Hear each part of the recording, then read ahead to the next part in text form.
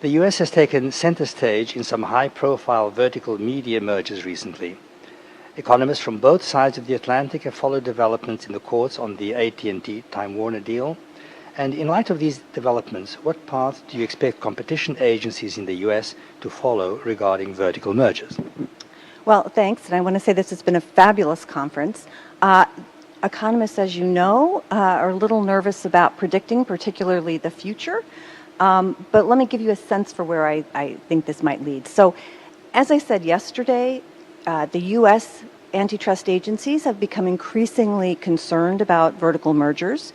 The path of enforcement has evolved from investigations to challenges that were settled the same day that they were filed, often with conduct remedies, to, in the latest case, AT&T Time Warner, a challenge that went all the way through litigation, is currently on appeal.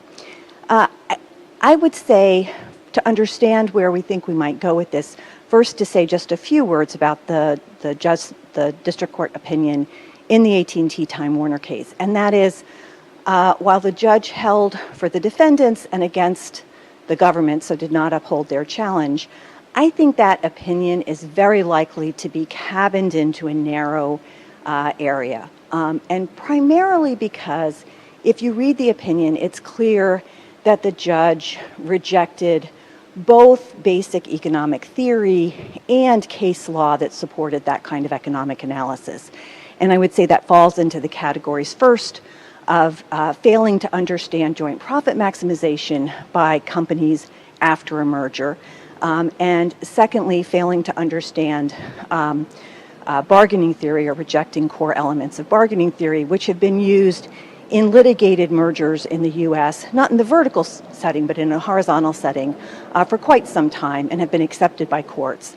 And then thirdly, by really, I think, weighing much too heavily the parties in to the merger, the AT&T executives and Time Warner executives' testimony, dismissing those of the customers of those companies as merely competitors, and failing to understand that in a vertical context, their complaints about what will happen post-merger reflect that role as customers. So my guess is what we'll see is continued evolution on this path, with agencies perhaps thinking carefully about the next vertical challenge being a case that will be perhaps simpler for the court to understand. Secondly, working harder on how we explain the narrative of harm, both raising the costs of rivals in the upstream or downstream market, and secondly, what got a little bit less play, at least in the economic testimony in this case, the consequences of foreclosing access, particularly by competitors who might be more disruptive to a market.